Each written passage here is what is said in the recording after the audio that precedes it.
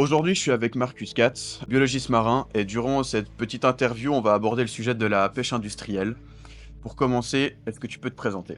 Je m'appelle Marcus, je suis biologiste marin. J'ai fait mes études de biologie marine en Angleterre. J'ai fait un bachelor de biologie marine. J'ai travaillé en tant qu'assistant de recherche ou en tant que technicien dans différents centres de recherche, principalement écologie tropicale. J'ai passé beaucoup de temps à faire des recensements de coraux et de poissons, comptabilisation de différentes formes de vie.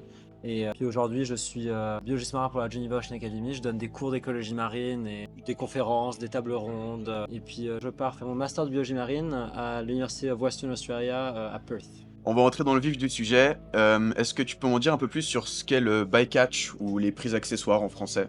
Les prises accessoires sont toutes prises, toute capture d'un vaisseau de pêche qui n'était pas l'organisme visé. Donc généralement on va plutôt penser aux espèces. Si on est en train de viser par exemple du calamar et qu'on attrape des poissons osseux, des raies, des requins, ça va être des prises accessoires. Mais c'est aussi au niveau de la taille ou l'âge de l'espèce ou bien le sexe de l'espèce. Si par exemple on est supposé attraper que des mâles d'une certaine espèce, les femelles seront considérées également comme des prises accessoires. Ça dépend des estimations, on peut avoir entre 10 selon les statistiques officielles et selon des rapports indépendants, plutôt 40% des prises de manière globale. On a certaines pêcheries, on est au-delà des 90-90% de prises accessoires, qui est vraiment très problématique et c'est quelque chose qui est principalement dû aux méthodes de pêche qui sont elles non sélectives.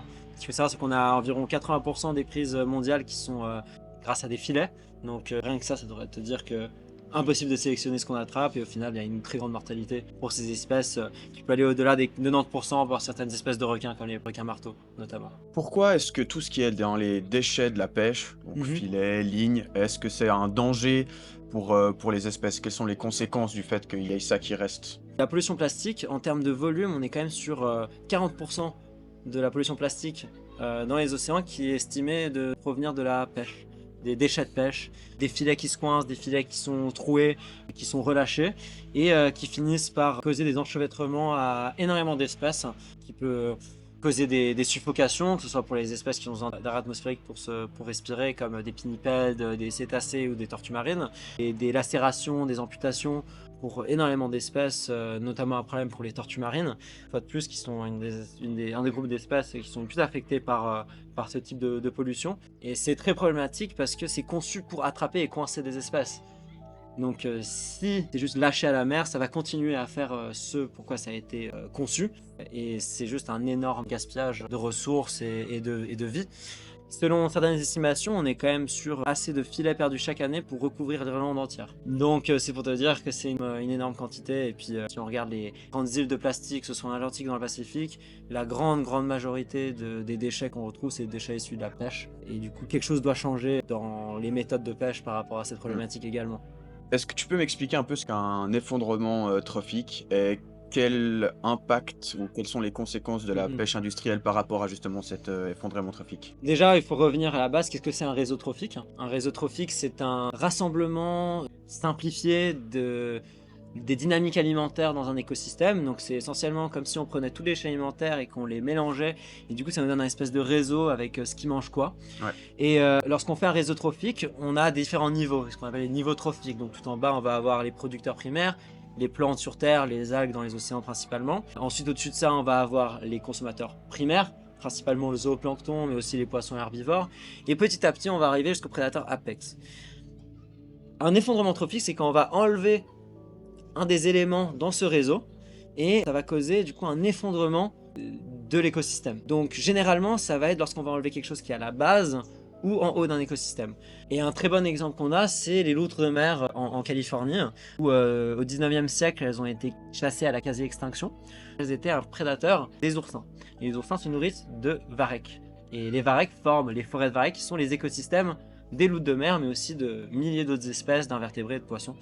Et un effondrement trophique, c'est quelque chose qui peut arriver lorsqu'on enlève un des éléments d'un écosystème et que du coup tout se casse la figure, l'écosystème n'arrive plus à fonctionner sans la présence de cet animal.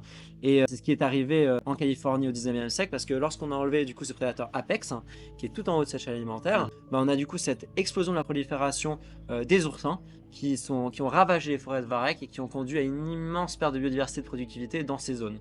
Et la perte entière d'un écosystème, les forêts de varech, qui encore aujourd'hui ne s'en sont pas remis. Toujours dans ce sujet-là, est-ce que tu as un autre point que tu aimerais aborder et qui te tient à cœur de partager par rapport justement à cette pêche industrielle et aux impacts qu'elle pourrait avoir? Alors la pêche industrielle, ce qu'il faut savoir, c'est que c'est déjà possiblement l'industrie la plus meurtrière sur Terre, hein, selon les estimations, entre 1 et 2 trillions d'animaux tués chaque année. On est sur des méthodes qui utilisent des moyens indescriptibles, des bateaux-usines qui font plus de 150 mètres, qui peuvent traiter des centaines de tonnes de poissons par jour, qui n'ont même pas besoin de retourner sur le port pour préparer le produit à la vente. On parle de surexploitation massive et très sous-estimée. Il y a une étude récente qui démontre qu'on est à 50% de plus de stocks surpêchés que ce qu'on le pensait. Donc on a cette problématique-là. On a une autre problématique, du coup, les prix accessoires. Parce que lorsque les pêcheries calculent la quantité de poissons qu'ils peuvent pêcher chaque année, ils prennent que en compte l'espèce d'intérêt, qui sont généralement comme les gambas ou bien les sardines par exemple, ou les thons, des animaux qui peuvent produire des centaines de milliers voire des millions d'œufs par an, et donc qui peuvent se re-remplir les populations de manière relativement rapide. Le souci, c'est que vu qu'on utilise des méthodes, comme on l'a dit plus tôt, qui sont non sélectives, on va tout choper, et puis des espèces comme les requins, les cétacés, qui se reproduisent beaucoup plus lentement, ne sont pas prises en compte, et du coup c'est de loin la menace aujourd'hui qui cause le plus grand taux de mortalité pour tous ces taxons, les cétacés, les oiseaux marins, les raies, les requins. C'est la cause de mortalité primaire. Quand les gens veulent protéger ces espèces, avant d'arrêter d'utiliser du plastique ou de décider de moins utiliser la voiture, la manière la plus directe de protéger ces espèces est d'arrêter de manger du poisson issu de la pêche industrielle. Il y a aussi plein d'autres problématiques auxquelles on ne réfléchit pas quand on pense aux dangers de la pêche industrielle. C'est la quantité de gaz à effet de serre qui sont émis par cette industrie, que ce soit par les chalutiers de fond qui viennent racler le fond et libérer des quantités énormes de méthane dans l'atmosphère, bien juste la quantité absurde de carburant que ces navires utilisent. On a la destruction des habitats, on est sur entre 7 et 16 millions de kilomètres carrés qui sont rasés chaque année par les chalutiers de fond qui viennent racler le fond et choper tout ce qui passe dans leur chemin. Et tout ça, ce sont des problématiques qui font partie de cette industrie auxquelles on ne réfléchit pas. Donc, vous voulez protéger la mer, il faut arrêter de manger du poisson de la pêche industrielle. C'est aussi simple que ça, vraiment. Merci beaucoup pour ce petit interview, merci pour le temps que tu as pris. Et Avec plaisir. j'espère que ton message contribuera à protéger ces espèces dont tu parlais qui sont quand même en grand danger. Oui, c'est ça. Merci beaucoup. Merci.